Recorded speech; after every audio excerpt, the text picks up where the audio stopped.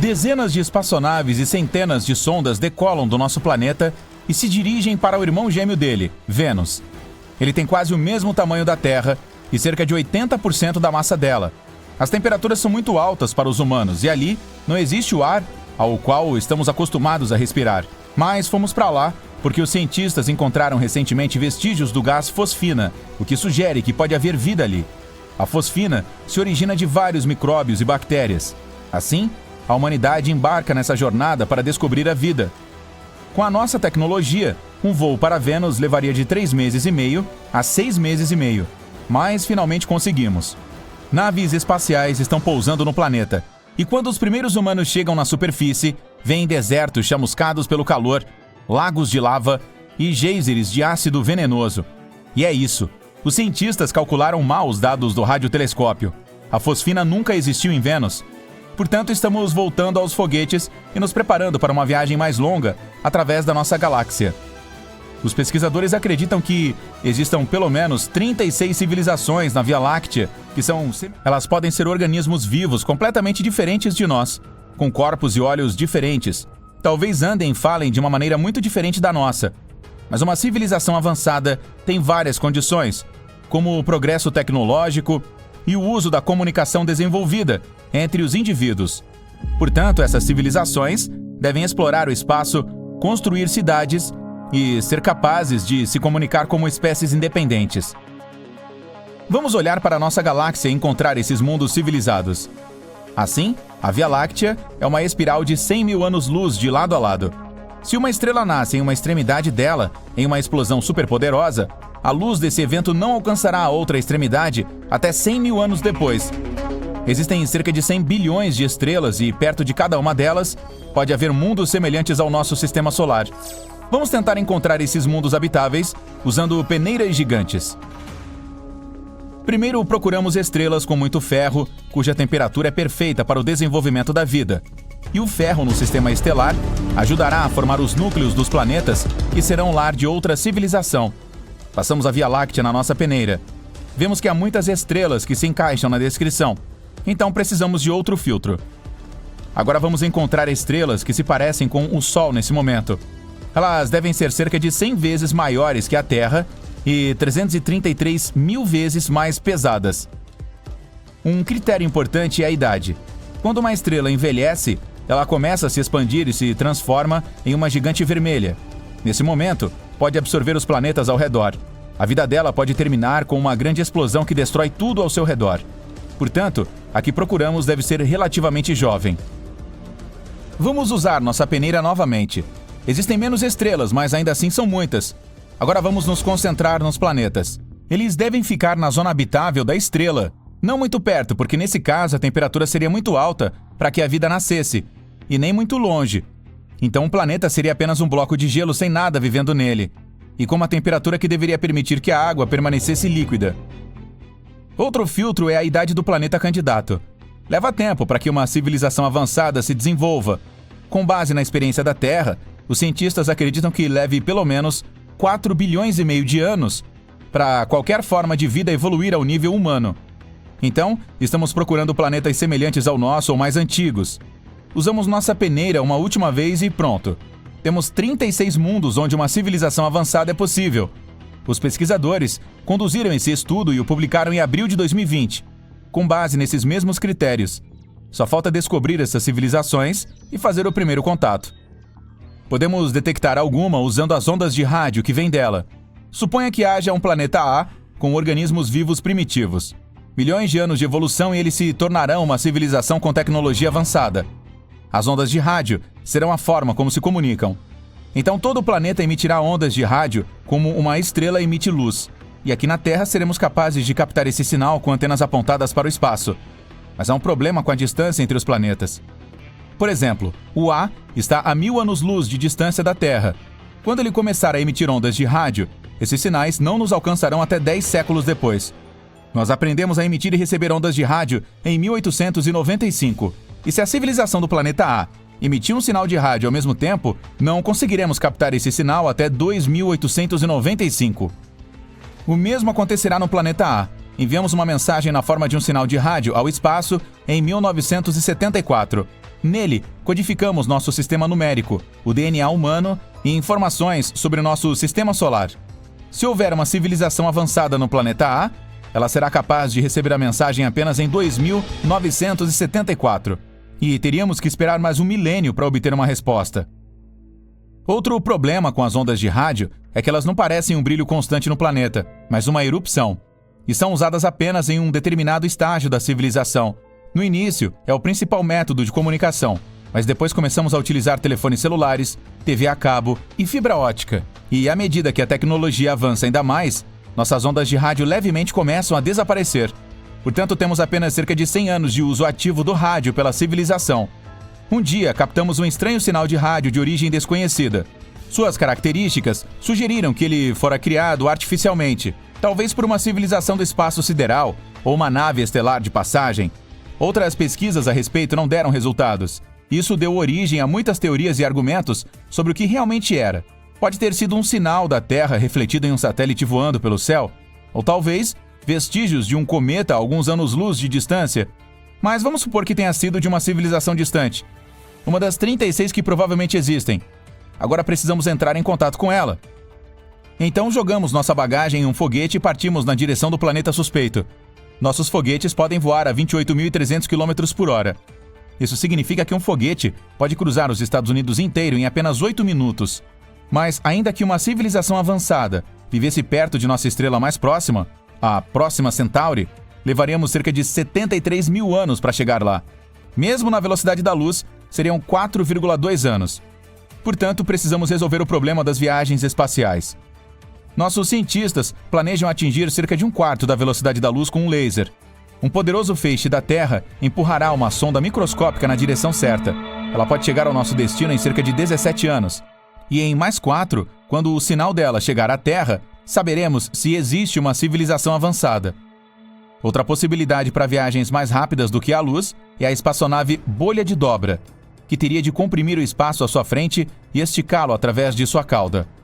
Então seremos capazes de alcançar qualquer ponto do universo em literalmente alguns segundos. Mas essa viagem continua sendo uma fantasia para nós. Talvez possamos chegar a diferentes cantos do universo por meio de buracos de minhoca, que são atalhos semelhantes aos túneis. Mas há um problema. Esses buracos de minhoca podem ficar dentro de buracos negros, e são os objetos mais misteriosos do universo. Tão pesados que nem mesmo a luz consegue escapar da sua armadilha. Nossas espaçonaves também não suportariam a tensão. Existe ainda uma teoria de que a Terra é única porque nasceu em circunstâncias totalmente acidentais. Há 4,5 bilhões de anos, nosso planeta era um bloco de lava que começou a esfriar e se solidificar. Mas sua tranquilidade foi quebrada por um asteroide do tamanho de um planeta inteiro voando. A colisão ocorreu em um ângulo tal que a Terra não foi completamente destruída, mas parte do asteroide permaneceu na nossa órbita. Uma rocha pesada perto do nosso planeta estabilizou nossa rotação. E a interação gravitacional com os destroços gigantes fez nosso núcleo esquentar. Além disso, o asteroide nos trouxe muita água. Essa colisão é extremamente improvável. É como ganhar na loteria, várias vezes seguidas. Mas até agora não temos nenhuma razão para acreditar que existe vida no espaço sideral. Assim como não temos motivos para acreditar que não existam civilizações avançadas no universo, exceto a nossa. Os eclipses solares são truques de mágica cósmica durante os quais a Lua repentinamente engole o Sol. Vamos tentar descobrir exatamente como funcionam e como você pode observar pessoalmente um desses eventos fascinantes. Tudo começa quando a Lua, o Sol e a Terra se alinham de maneira reta, com o nosso satélite posicionado diretamente entre nós e a nossa estrela. Esse alinhamento é possível porque a órbita lunar ao nosso redor é ligeiramente inclinada em relação à da Terra ao redor do Sol. Os eclipses solares acontecem apenas durante a Lua nova, quando ela está mais próxima do nosso planeta em sua órbita. Então, quando o alinhamento está correto, a sombra lunar é lançada sobre a Terra, impedindo que a luz solar chegue até nós. Imagine estar em uma sala com um interruptor gigante, mas em vez de apagar a luz, você apenas a encobre com uma grande e velha lua. Isso é basicamente o eclipse solar. Ele não ocorre de maneira regular, apenas algumas vezes por ano.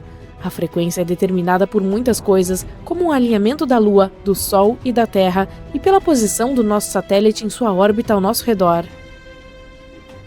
Existem 3 tipos principais de eclipses solares: total, parcial e anular. O total ocorre quando a Lua cobre completamente o disco do Sol e o céu fica escuro como se fosse noite. Essa fase pode durar de alguns minutos a pouco mais de 1 hora, dependendo da distância entre o nosso satélite e a Terra no momento. Esse evento só pode ser visível de uma região específica chamada de Caminho da Totalidade, tipicamente uma estreita faixa de solo firme ou mar. E se você estiver exatamente no lugar certo, poderá desfrutar dessa vista maravilhosa. Infelizmente, nem todo mundo tem essa sorte.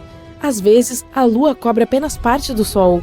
Nesse caso, você o verá de forma crescente, em vez de totalmente encoberto. Esse é chamado de eclipse solar parcial. E se você for realmente azarado, a Lua pode estar muito longe da Terra para cobrir completamente a nossa estrela. Nesse caso, verá um anel brilhante de luz solar ao redor da silhueta do satélite. Isso é chamado de eclipse solar anular. Os eclipses solares estão entre os eventos celestes mais espetaculares que podemos observar. São vistos e estudados ao longo da história e desempenharam um papel significativo em nossa compreensão astronômica. Por exemplo, os utilizamos para medir o tamanho e a distância da Lua e do Sol, para estudar a atmosfera solar e para testar a teoria da relatividade geral de Einstein. Eles sempre foram importantes para as pessoas, por isso não é de surpreender que ao longo do tempo tenham estado ligados a diferentes mitos e superstições. Algumas culturas os viam como um sinal de coisas terríveis por vir ou uma maneira de falar com suas divindades. Outras pensaram que poderiam ser usados para prever o futuro ou espantar os maus espíritos. Todas essas crenças mostram o quanto esses fenômenos significaram para as pessoas. Houve muitos eclipses solares fascinantes e memoráveis ao longo da história, cada um com sua própria história ou significado. Aqui estão exemplos de alguns dos mais misteriosos, legais ou famosos. O de Tales é um dos mais conhecidos da história. Disse que ocorreu no ano 585 a.C. e foi previsto pelo antigo filósofo grego Tales de Mileto. Segundo a lenda, ele foi capaz de prever o evento estudando os ciclos da Lua, e dizem que sua previsão surpreendeu e assustou as pessoas da época. O de Ptolomeu foi um eclipse solar total que teria ocorrido no ano de 150. É famoso porque está mencionado nos escritos do antigo astrônomo grego Ptolomeu, que usou suas observações dos ciclos da Lua para fazer sua previsão, que também surpreendeu e alarmou na época. O eclipse do século ocorreu em 11 de julho de 1991 e foi visível em uma parte substancial da América do Sul. Foi o total mais longo do século XX, com mais de 6 minutos e meio de duração. O das pirâmides aconteceu em 20 de março de 2015 e pôde ser visto em partes da Europa, África e Oriente Médio. Ficou famoso porque passou diretamente sobre as antigas pirâmides de Gizé, no Egito, proporcionando uma oportunidade única para cientistas e turistas estudarem o fenômeno a partir desse local histórico. E ainda o grande eclipse americano de 2017, visível em grande parte dos Estados Unidos, de costa a costa. Foi o primeiro que pôde ser observado no país em quase 40 anos, então atraiu milhões de espectadores e foi amplamente coberto pela mídia. Como se trata de algo que acontece muito raramente, você não gostaria de perder.